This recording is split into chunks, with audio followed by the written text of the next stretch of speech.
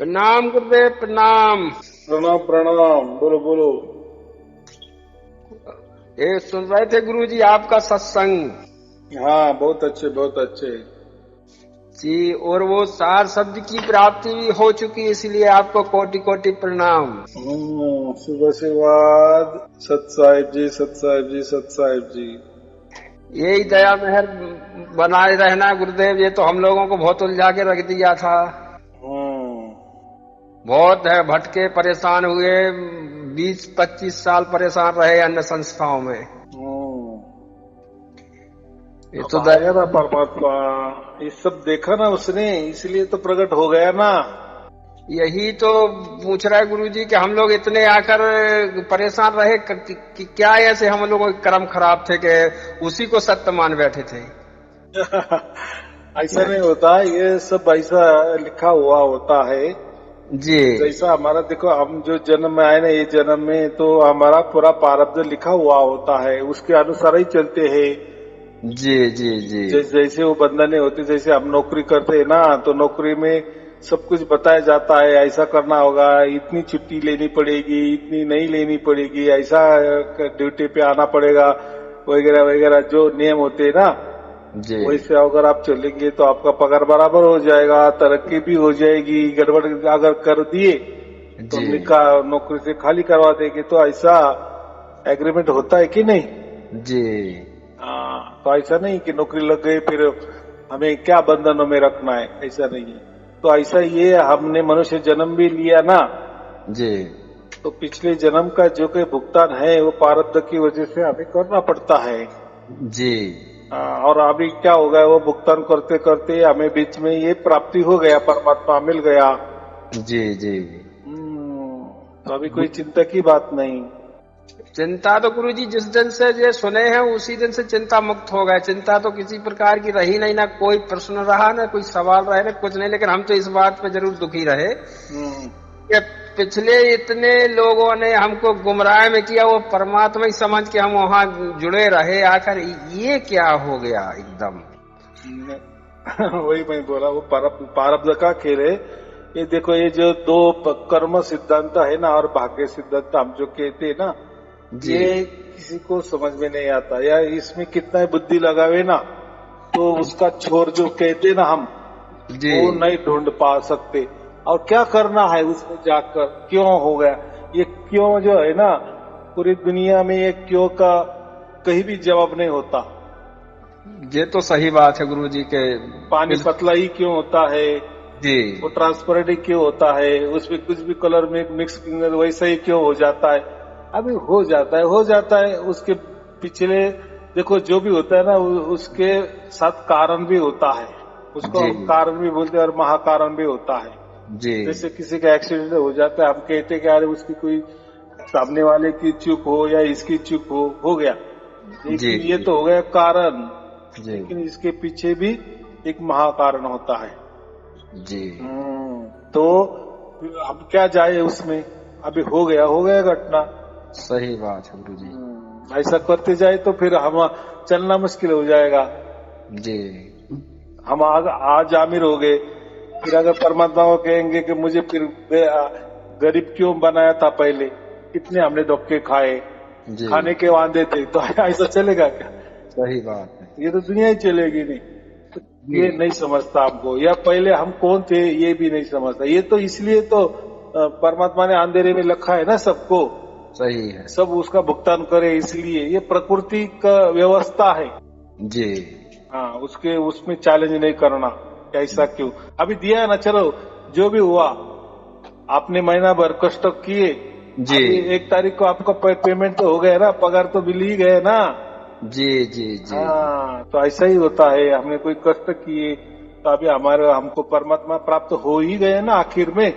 उसने तो उसका इन सब तो बराबर किया ना, पहले क्यों नहीं किया? तो समझो हमारा कोई लेना देना होगा, वो पूरा चिपता हो गया, इसीलिए तो परमात्मा प्रकट हो गए, उसने हमारा चुनाव कर लिए। अगर इस काबिल नहीं होते तो परमात्मा हमारा क्या आता ही नहीं था। फिर लोग बोलते हैं ना, हमें नहीं प्राप्त हो रहा है, हम तो बहुत प्रवचन भी सुन रहे, तो फिर ऐसा क्यों होता है? एक को जल्दी प्राप्त हुआ, एक को नहीं हो रहा है, या उसको ज्यादा दिन लगते हैं प्राप्त होने में, प्रकट होने में। तो ये चलता है ये सिलसिला, उसमें नहीं जाना, बस क्या बोले जी, बस प्रवचन सुनते जाना। हमें तो ये समझ में आए गुरु जी, हमें तो ये समझ में आए गुरु जी हाँ कि परमात्मा की सबसे पहले स्वरूप का ही जानकारी नहीं थी तो प्रकट कहाँ से होगा।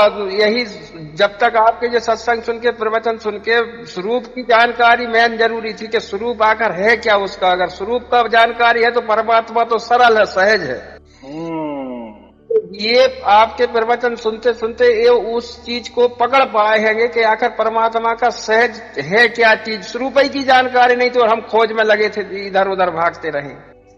हाँ ऐसा है, परमात्मा नाम रूप के परे है ना। नाम रूप के नाम में ही उलझे रहे, नामों में उलझे रहे, रूपों में आकारों में उलझे रहे। रूप का माने के आकार, आकार में उलझ रहे ना, उलझे रहे। तो वो तो बाद वाली बात थी। हमने सोना कभी आंखों से देखा ही नहीं था जी। तो हमारे सामने जो लोहा था उसको सोना पर समझ के पकड़ में रखे थे। तो ये टाइम की बात होती है। टाइम की बात बिल्कुल सही बात है गुरुजी। क्या कुछ अपने जो दोहा और चौपाई में भी उलझाते रहे। कुछ चीजें ऐसी है कि उनके पक्ष में लिखी थी तो वो उसमें को नहीं समझ पाए, उसी का वो दाखला देते रहे और उसी में उलझाते रहे। हाँ तो वो उसमें किसी की चूक है, हमारी चूक होती है ना, हमारे भाग्य की चूक है ना, बराबर की नहीं। तो ये तो मानना पड़ेगा ना। हमारा ही पात्र बराबर नहीं था। देने वाला तो भर भर में दे रहा था, लेकिन लेने के लिए पात्र ही नहीं था हमारे पास। अपन तो ये समझे गुरु महाराज जी के ये परमात्मा की वाणी है तो इसमें ये लिखा होगा सत्य होगा, लेकिन उसमें तो सत्य क्या, वो तो कुछ और ही निकल के आया सामने। हाँ फिर ये तो बात होती ना, इसीलिए इस विषय में मैं ये राज खुला कर दूंगा, प्रकट कर दूंगा, ऐसा कबीर साहब क्यों बोले? अरे ये तो हमारे गुरुजी भी बोलते थे गुरुजी कि 2020 के बाद इसका रहस्य खुलेगा। ये तो बोलते थे बाबा जय गुरुदेव। हाँ बाबा जय गुरुदेव का चेला हूं मैं तो वो लोग बोलते थे। खुल गया ना? खुल गया बिल्कुल। जो बोलते वो सतयुग की भी बोला था भविष्यवाणी के 2020 के बाद सतयुग कैसे लक्षण आने लगेंगे समझ में। हाँ तो शुरुआत तो होती है ना।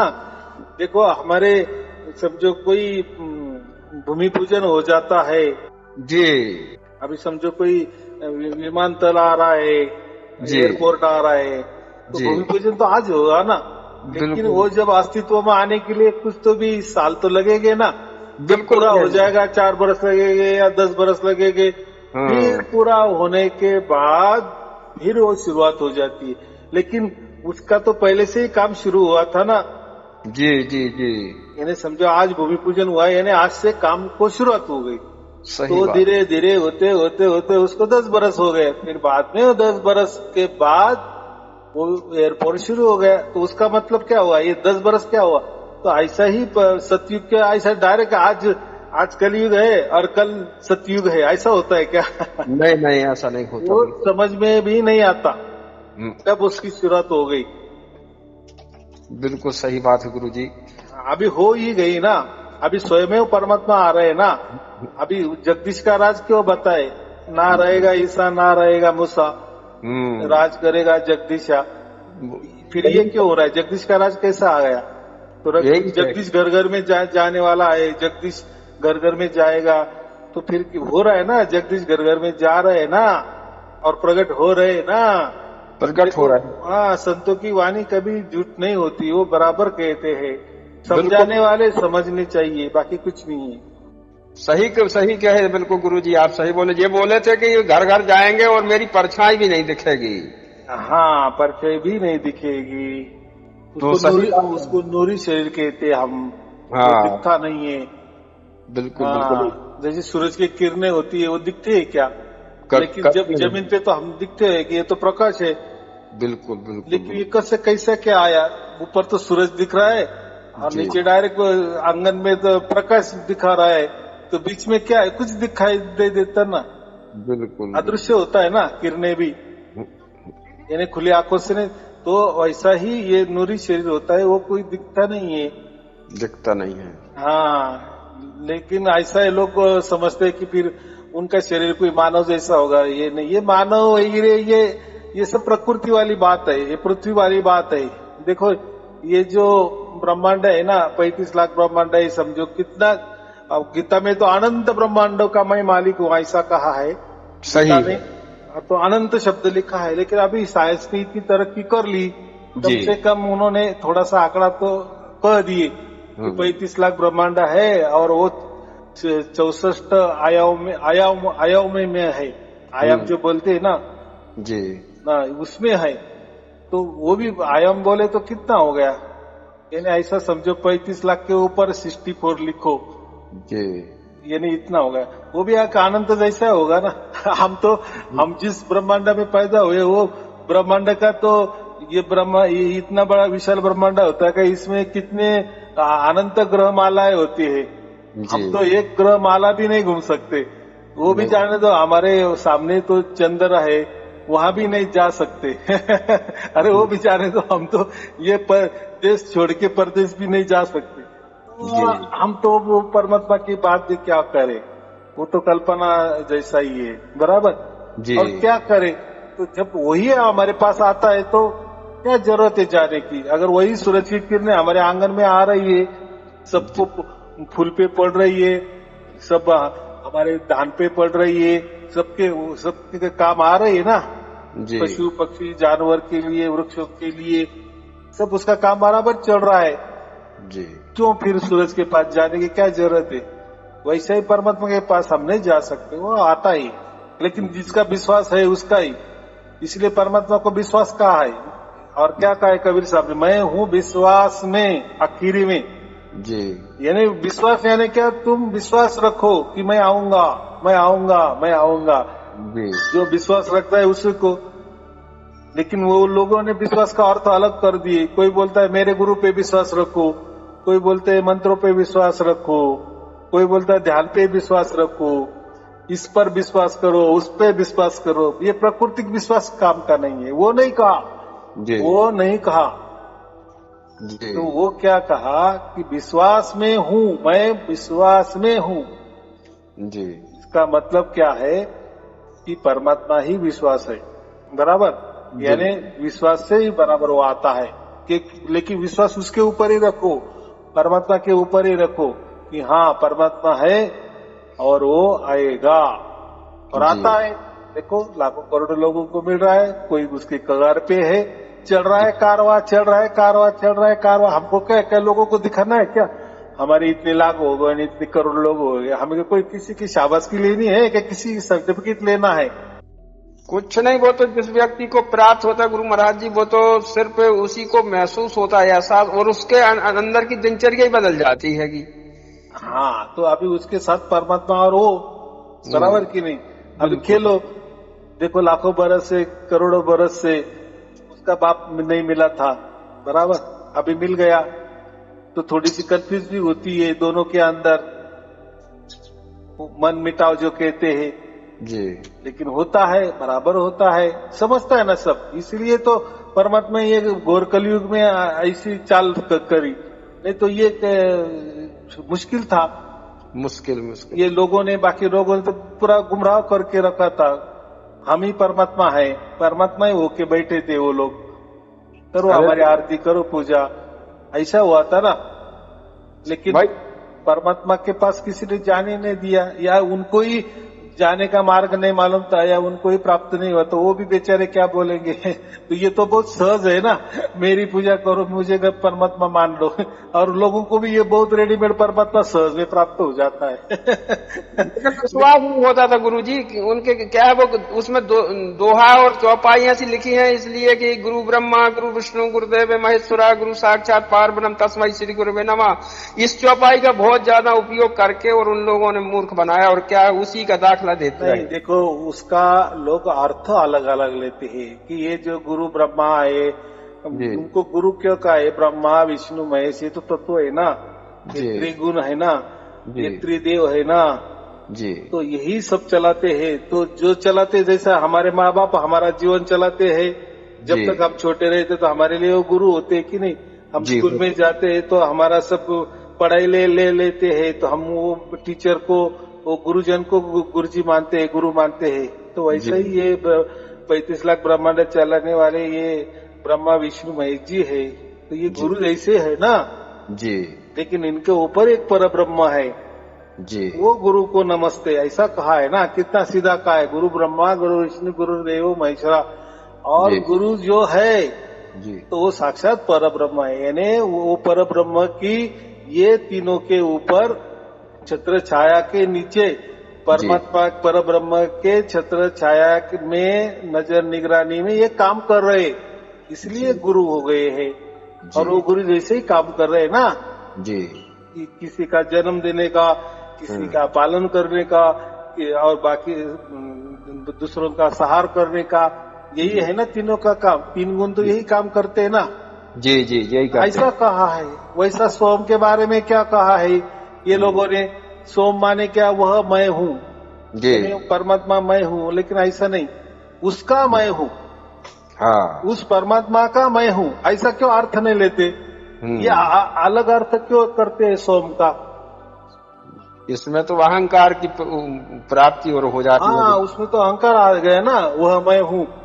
सोम का अर्थ ये क्या बताते हो, सो माने वो और हम माने हम, वो मैं हूँ, वो परमात्मा मैं हूँ। फिर क्यों भाई, तो आप ही परमात्मा हो गए तो बाकी क्या, बाकी नहीं रहना, ऐसा नहीं है। वो मैं हूँ नहीं, मैं उसका हूँ, मैं उसका बच्चा हूँ।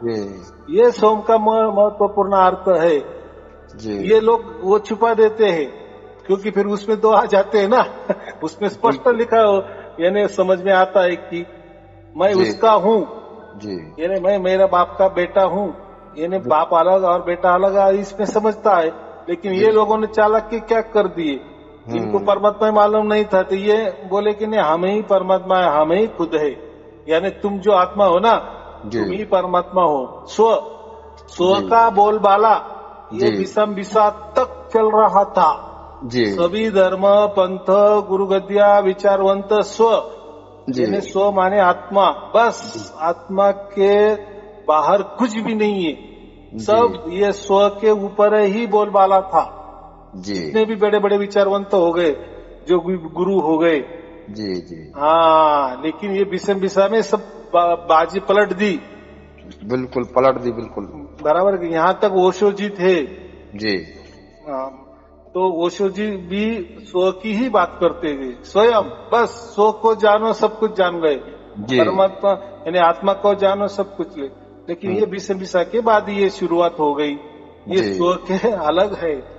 हम स्व है तो हम ही स्व है, लेकिन परमात्मा भी एक स्व है, वो अलग ही स्व है।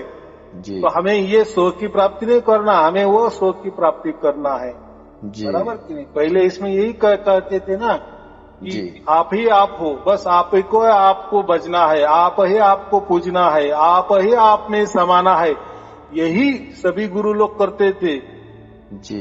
यानी ये स्व को, यानी प्रकृति वाला स्व को, यानी हमारे अंदर आत्मा है, इसको ही सब कुछ मानते थे और यही सब कुछ है, इसने ही ब्रह्मांड बनाया है, बराबर ऐसे कहते थे। और ये जो ब्रह्मांड बने है ना, ये सब कल्पना है, ये सब माया है, ऐसे कहते थे। देखो कैसे माया हो सकता है जी। अरे भैया हमारे पुरखे थे कि नहीं थे, पुरखों से पुरखों तक हम चले आए ना, बिल्कुल बिल्कुल।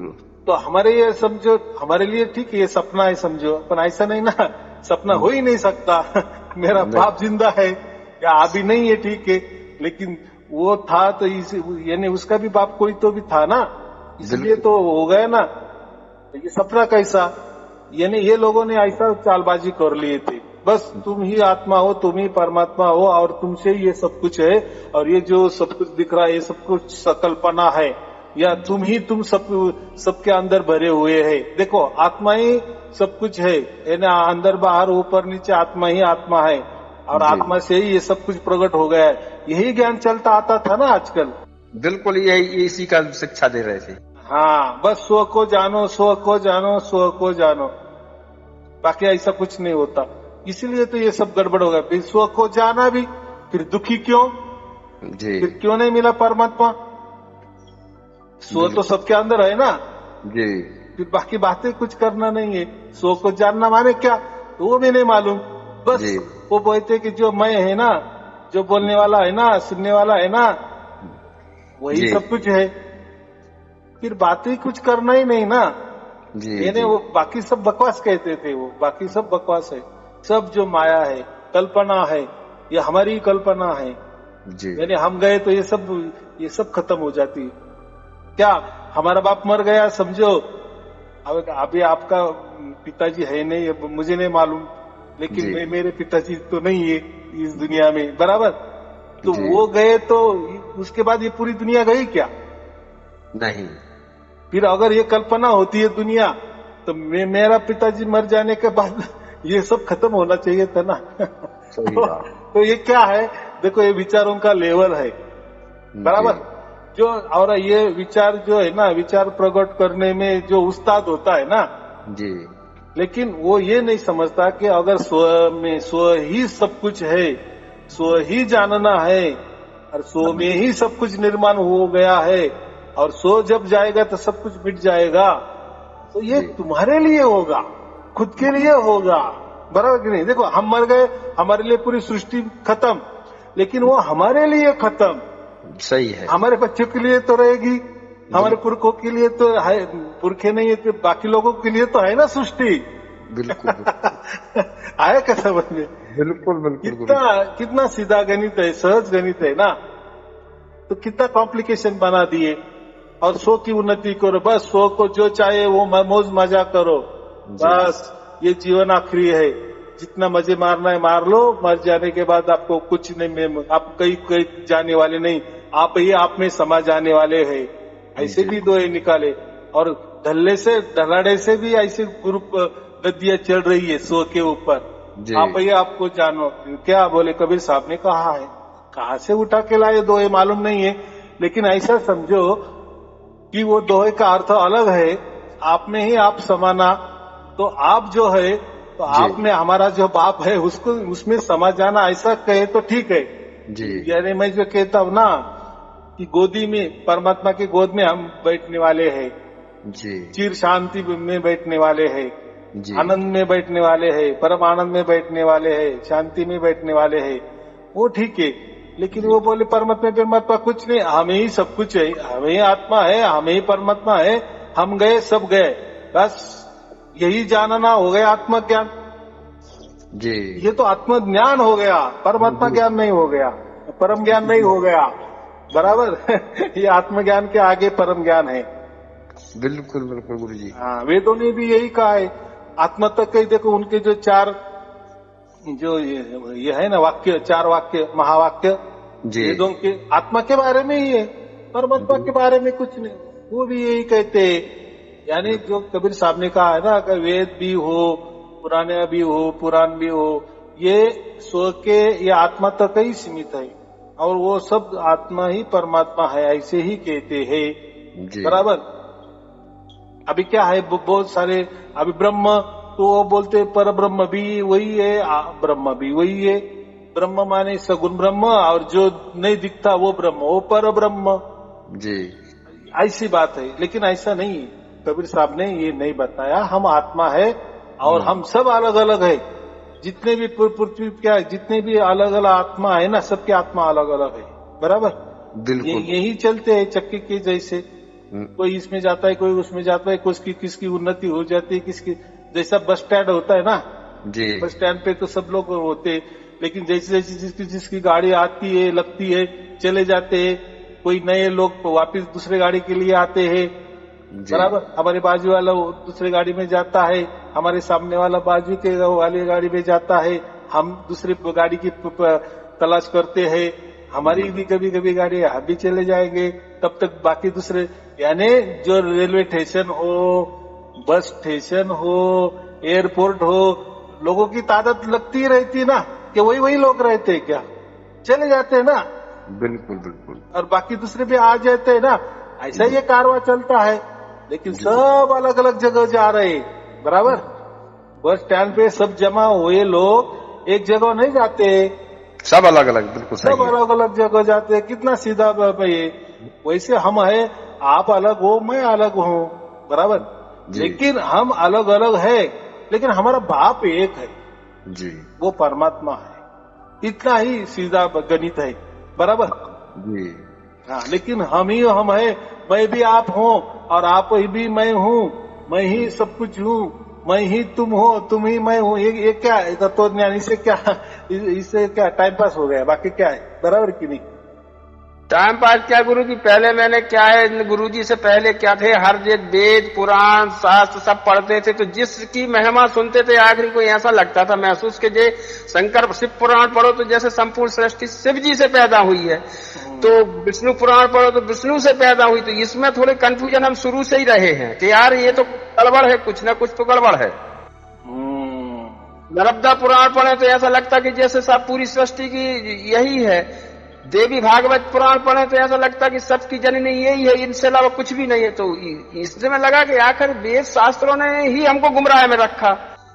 हाँ, बात ऐसी है क्योंकि उन्होंने सिर्फ ये जो सगुन साकार है ना, ये जो दुनिया है ना, ये जो दिखने वाली चीज है ना, इसी में ही ये सब बंधे हुए, या इसी में ये सच मानते थे ना। बाकी परमात्मा नाम की वो चीज, वो कहते कि परमात्मा नाम की चीज है, बस उससे हम पैदा हो गए, बाद में हमारा और परमात्मा का कोई रिश्ता नहीं है, बस अभी हम सब कुछ संभालेंगे, हम मरेंगे, हम जिंदा हो जाएंगे, हम काम करेंगे, ऐसा हो गया ना जी। लेकिन ऐसा नहीं है। कबीर साहब ने ये नहीं बोला कि परमात्मा उसकी जगह स्थिर है और हम जो आत्मा है हमें हमारी जगह स्थिर है। बस हमारा कर्तव्य इतना ही है कि हमें अगर चौरासी लाख योनि नहीं चाहिए तो बस, अगर हमें मोक्ष चाहिए तो परमात्मा को मिलना चाहिए। लेकिन परमात्मा तो मिलने के लिए हम नहीं जा सकते क्योंकि हम बंधे हुए हैं, बराबर कि नहीं? बिल्कुल गुरुजी, तो ये तो परमात्मा ही हमारे पास आता है, ये तो भेद बता दिए, लेकिन ये भेद मानने को कोई तैयार नहीं है। अरे गुरुजी क्या भेद बता देते, हम लोग बता रहे आपको कि 2 अक्षर का भेद बतावे सोई गुरु पूरा कहावे, एक छोड़ावे एक लखावे, ये दाखला देते थे। और करते क्या थे, जो 52 अक्षर छुड़वा करके और एकदम दूसरी धुन को जो कान बंद करो और इसको ऐसा सुनो और ये है, ये छोड़ देना, ये लिखा देना। 25 साल गुजार दिए गुरुजी। आखिर ये हम लोग भी सोचते थे कि भाई जब तक कान मूंदेंगे, जब तक आए मरते समय पे कान, हमारी हिम्मत रहेगी कि हम हाथों में कानों में उंगलियां डाल पाएंगे और कहाँ चले जाएंगे। यानी क्रिया में रखते हैं ना, साधना में रखते हैं ना। मरते दम तक साधना नहीं हो सकती गुरुजी, बिल्कुल सही बात है। मरने का टाइम आ जाता है ना, हम बेहोशी में चले जाते हैं, तो क्या आप साधना करने वाले? चलो, आपने तो आपके जो कोई बाप दादा हो या परदादा हो या जो आपके सामने जिंदा है और वो मर गए, तो उसी टाइम अगर आप उनके साथ हो तो आपको समझ में आता है कि मृत्यु कैसी होती है, बराबर? आधा घंटा बेहोशी में चला जाता है आदमी, तो क्या साधना करेगा, क्या ध्यान में रखेगा?